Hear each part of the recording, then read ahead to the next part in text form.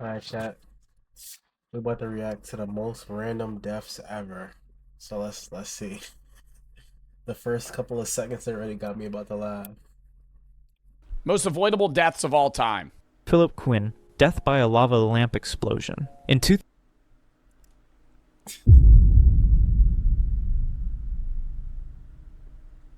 That happens? That's a big lava lamp. How does that happen? What do you mean? How does that happen? 2004, 24-year-old Philip Quinn from Washington State was at home, watching his lava lamp do its thing. But apparently it wasn't doing Who the f just sits there and stares at their lava lamp? Just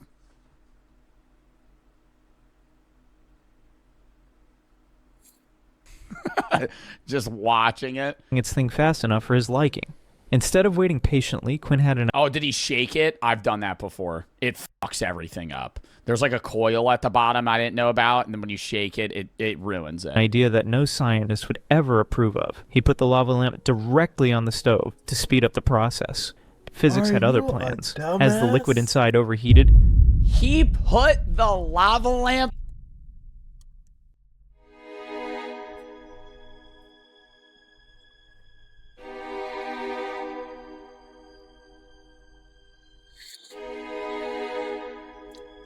So you mean to tell me bro got a lava lamp and put it on the stove? What was the reason? What did you hope to achieve from this? And then you telling me he died from this? Are you serious right now? Yo, I just want to know what possessed him, bro. Like, Chad, let's On the stove?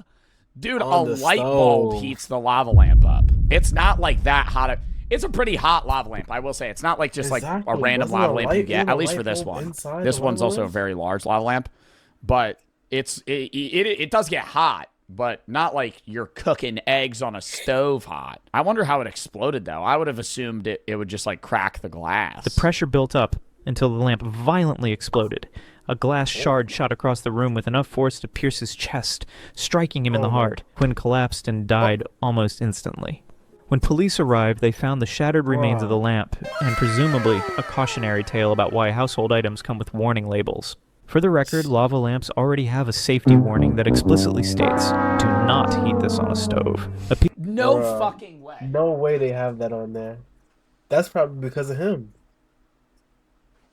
Does it actually say it?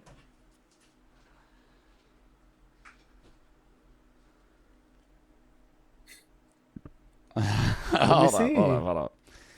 Important safety instructions. This portable lamp has a polarized plug. As a feature to reduce the risk of electric shock, this plug will fit in a portable outlet only one way. I ain't got no stove. Another warning? Question mark? Maybe on the bottom. Check under it. Is this dangerous? Is this dangerous? I'm about to pick it up. On the bottom? Oh, God, Bro, there's is- something on the bottom. Bro is paranoid now. Curiosity is gonna kill me. There's text on the bottom. I'm not gonna look. I'm not gonna be that guy. I'm not gonna be that guy. I'm not gonna look. I'm not gonna look. I'm not doing it. Piece of It advice that, probably if says followed, probably would have saved his life. Wow, lava lamps really have a warning that says "Do not put on stove." David Grunman, Crazy. death by cactus revenge.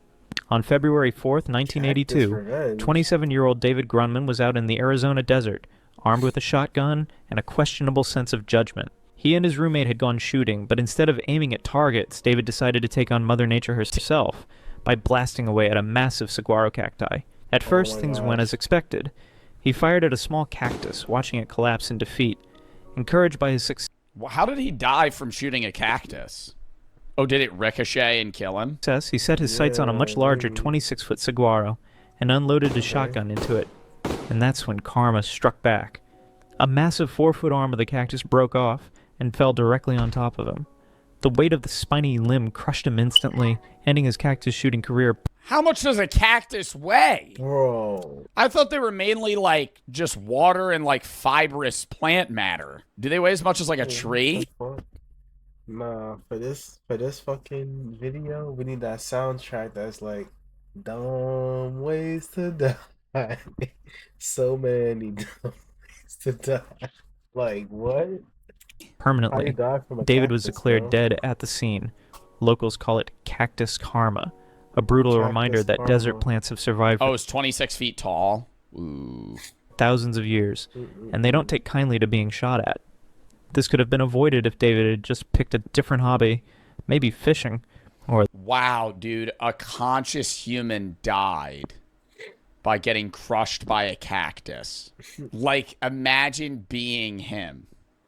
And in your last moments, you go, oh, fuck. And then a cactus falls on you. I Yeah. don't think that's as dumb as the lava lamp. Which one's more stupid? The lava lamp's real The dumb. lava lamp is way more stupid. That, and it's also purposeless.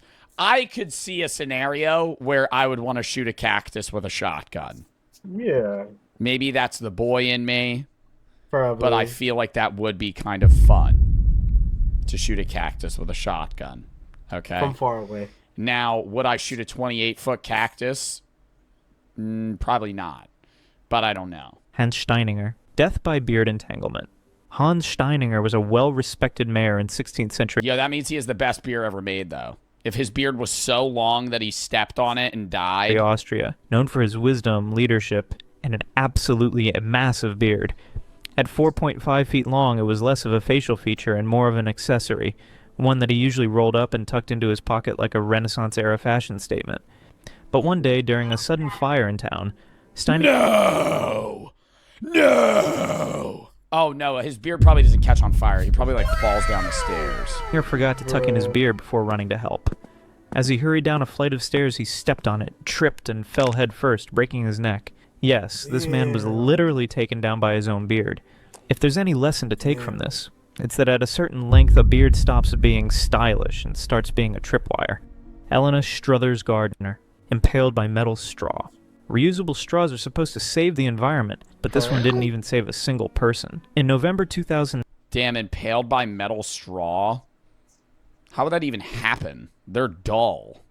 You'd have to... Hold up, I gotta rip ass. 19, They're not even sharp. Oh, God. in Exactly. Broadstone, England, 60-year-old Lena Struthers Gardner, a retired jockey with mobility issues, was at home sipping from a mason jar with a built-in stainless steel straw. But as she walked through the kitchen, she suddenly lost her footing and fell.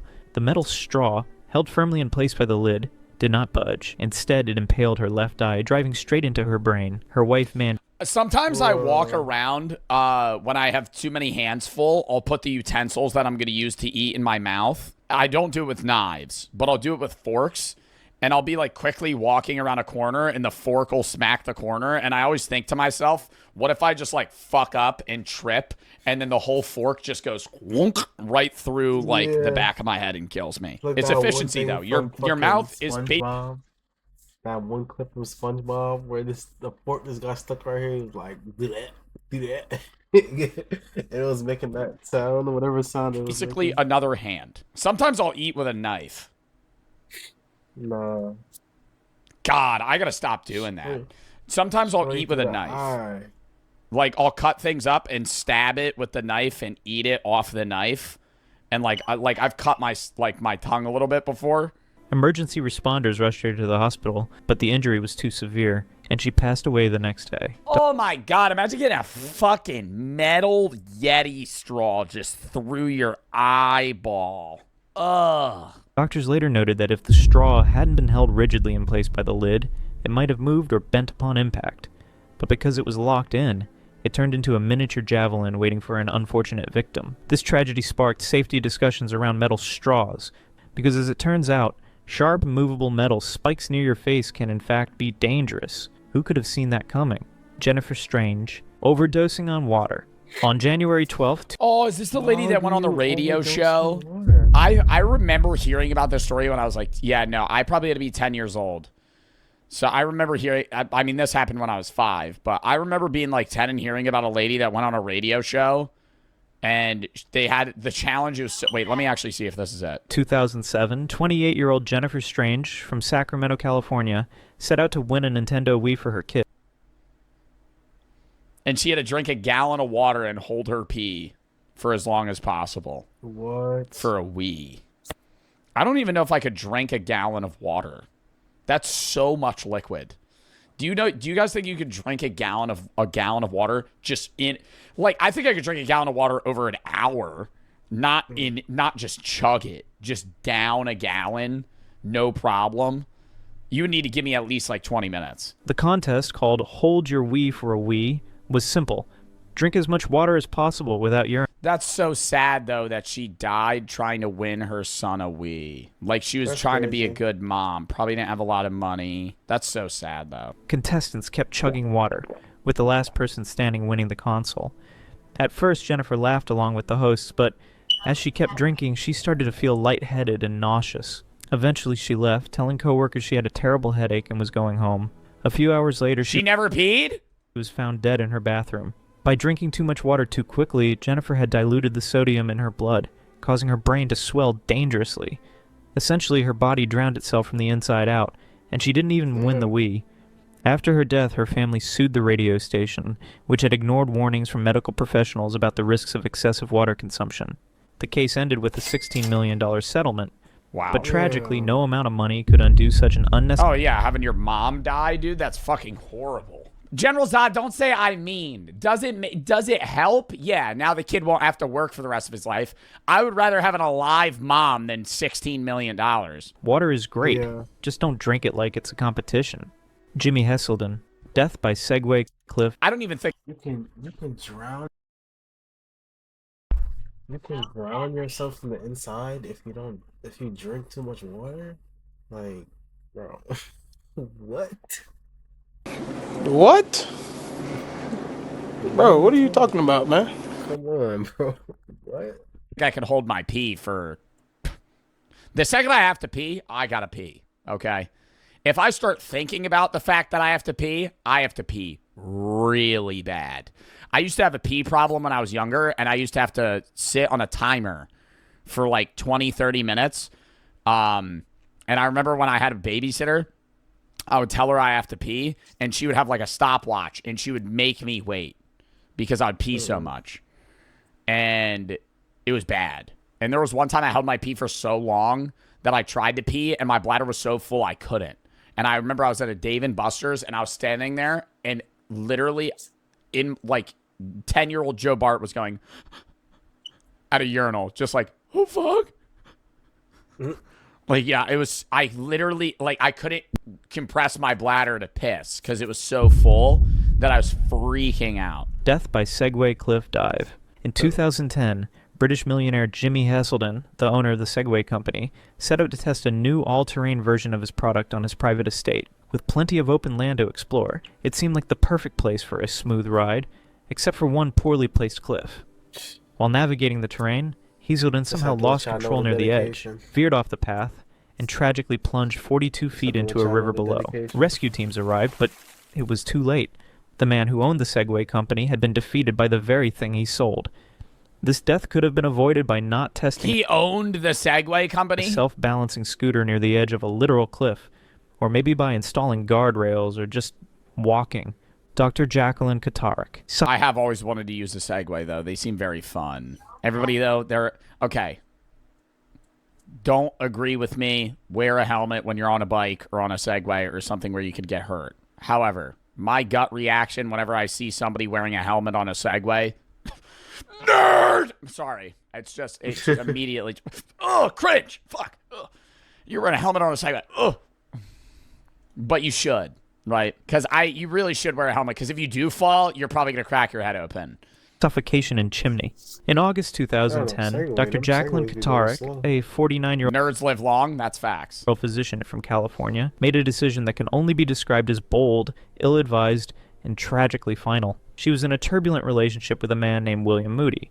One evening after an argument, Moody refused to see her, so she took matters into her own hands. First, she tried to break into his house with a shovel, which, unsurprisingly, didn't work. Then, instead of calling it a night and reconsidering her approach, she climbed onto the roof, removed the chimney cover, and decided to enter Santa style. Only one. What? I don't think I've ever seen a chimney where you're able to fit your whole body through it. That's why chimney sweepers used to be children. Like, historically, they've died in chimneys, too. A lot of kids in, like, that 1910s, chimney sweepers would get stuck in there, die, and then they'd have to fucking get another kid, somebody else to go down there, fucking get him out. Because it's like, it's not some chimneys when you're cleaning them. It's not just like sometimes just like a straight fucking shot down. Like they have to like shimmy their way down. There's like crevices they could get stuck in. But most chimneys are really small too. It's not that easy to just like jump in there and clean. One problem: chimneys aren't designed for human travel. She slid in feet first, expecting to land safely inside, but she got stuck. Badly. When she didn't show up for work the next day, colleagues reported her missing. 3 days later, a house sitter noticed a strange smell coming from the fireplace. Oh no, she started decaying. Firefighters spent 5 hours breaking apart the chimney to reach her. She had been trapped just 2 feet above the opening. The autopsy revealed that she had suffocated due to the extreme pressure on her chest, which made it impossible for her lungs to expand. Moody later expressed deep sadness over the tragic accident, calling it a horrendously bad decision that cost her life. This entire situation could have been avoided by simply walking away, or at the very least, choosing a break-in method that didn't involve entering a narrow stone tunnel. Vladimir Likonos. Yeah, like learn how to pick a lock would be better than trying to jump down someone's chimney. Death by exploding chewing gum. In December 2009, I've heard about this one. 25-year-old Vladimir Likonos, a chemistry student from Ukraine, was doing what a lot of students do: chewing gum while studying. But unlike most people, he had a habit of dipping his gum in citric acid to make it extra sour. On this particular day, Vladimir grabbed a small white powder from his desk, dipped his gum, popped it in his mouth, and started chewing. Only it wasn't citric acid. It was a highly explosive chemical compound he had been working with in his lab. And why do we have both of those next to each other? Having food and fucking deathly chemicals next to explosive chemicals right next to each other in similar containers. Within seconds, the gum... Real scientists don't allow food in labs for that exact reason. I think it's contamination as well on what you're experimenting with. But also, yeah, dude, what if you eat something you're not supposed to? Don't eat in a lab. ...detonated inside his mouth. The blast was so powerful that it blew off his jaw and lower face, killing him instantly. Wow. His parents, hearing the explosion, rushed in, only to find an unspeakable scene. When police investigated, they found 2 identical containers, one with citric acid, the other with a volatile explosive powder. In a tragic mix-up, he had grabbed the wrong one. I mean, like, fucking at least color code them, you know? Like, I don't know. I feel bad, but it's like, holy shit, why did he have both of them right next to each other? This accident could have been avoided by labeling things properly.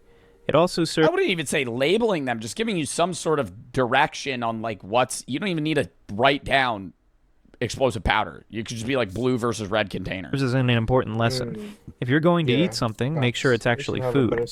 As bizarre as these stories may be, it's important to remember that these were real people with real lives. Yeah, like I'm not like making fun of them. It's just like, holy fuck, dude. These people actually died from this. The last death was unbelievable. How do you not notice the dangers of having 2 similar contents and one of them being an explosive powder and the other something you regularly consume? How traumatizing it was for the parents to see that scene. I feel like that one was dumb, but still not as dumb as jumping into a chimney. That's got to be the worst one out of all of them. Going, yeah, let me try and jump. Like, that's just like actually recognizing you're not going to fit. The lava lamp. Yeah, the lava lamp's dumb, but I wouldn't assume that the lava lamp would explode and kill me. I would assume it would just crack and break. But yeah. Chat, we're going to call that there. W fucking...